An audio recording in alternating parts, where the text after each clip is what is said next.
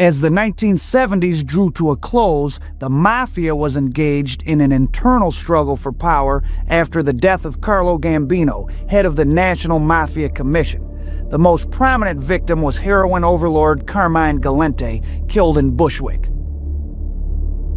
As one police mafia expert put it, a contract was fulfilled this afternoon. On the receiving end of that contract was one of the top mafia chiefs in the nation, perhaps the boss of all the bosses, Carmine Galente. Galente was at Joe and Mary's luncheonette in the Bushwick section of Brooklyn. 4 masked men armed with automatic weapons pulled up outside.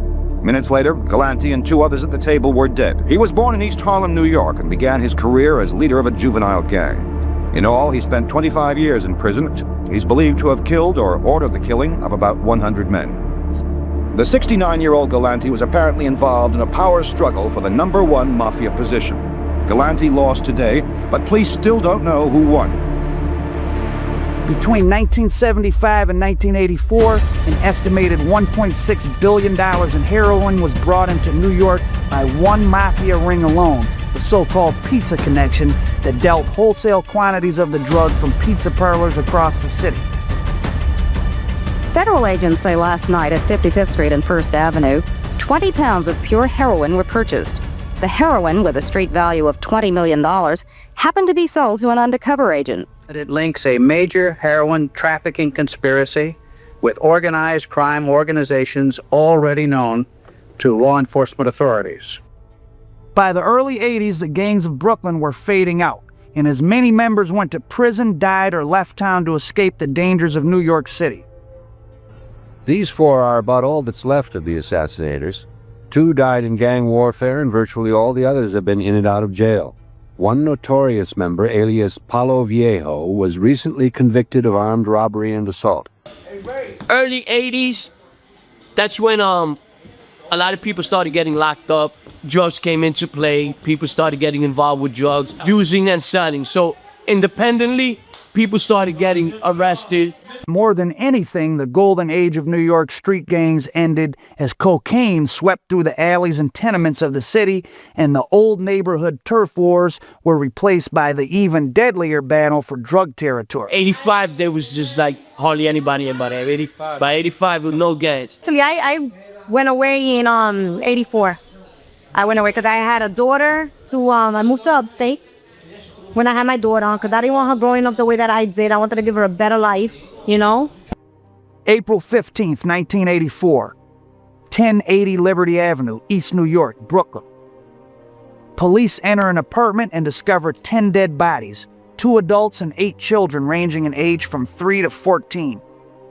It is being called the worst mass murder in recent New York City history. In the rundown East New York section of Brooklyn, news of the murders drew hundreds of curious neighbors. They had heard how 10 people, 2 women, 8 children, were shot dead, apparently by 2 killers using .38 and .22 caliber guns.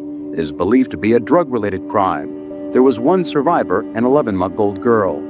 Police believe that the motive for the shooting was revenge for a drug deal gone bad. Narcotics paraphernalia was found at the murder site, the kind suggesting a small-time operation.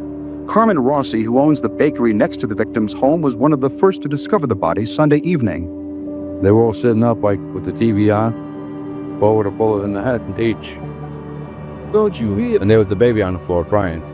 In the underground world of Latin American-related drug deals, authorities say it is not uncommon for entire families to be wiped out. 35-year-old Christopher Thomas was later convicted of the reduced charge of manslaughter for the 10 killings, his murderous rampage being ascribed to cocaine-induced schizophrenia.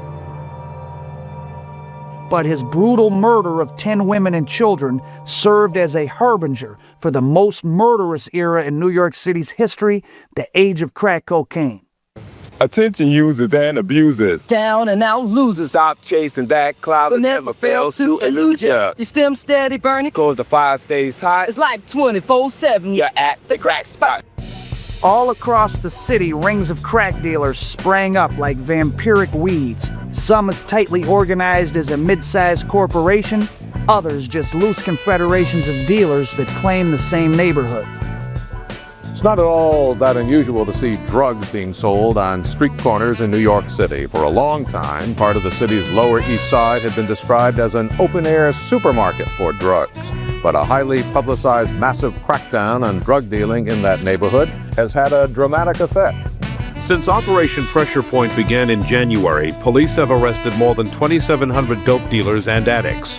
Over $1 million worth of narcotics and cash have been seized in the target area, New York's Lower East Side, considered to be one of the nation's largest illegal drug marketplaces. The city is expanding Operation Pressure Point into Harlem, where the problem is even worse. The Jerry Curl Gang and the Wild Cowboys in Washington Heights. Boy George and the dealers around the Hole in the South Bronx. The Baby Sam Gang, the Wild Bunch and the Eddie Holmes crew in Brownsville. All over the city, murderous rings of crack dealers generated millions of dollars a day and nearly doubled the city's homicide rate between 85 and 90. Nowhere was harder hit than Harlem, historical center of New York City's drug trade. No fair, baby, no fair. No fair what, nigga? We double up. We Harlem, nigga, 12 feet. This is where we at, nigga. This is our hood. We make it happen. Listen, 1990 over here was lovely because we wasn't happy.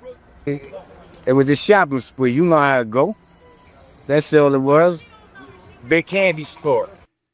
The increased violence was concentrated in the African American community. The number of black homicide victims increased by 75% between 1985 and 88, while the number of non-black homicide victims increased by only 2%. It's widely known that violence is common in Harlem, but many argue it's also tolerated, as long as blacks and Hispanics fight each other, and as long as they do it in their own neighborhoods.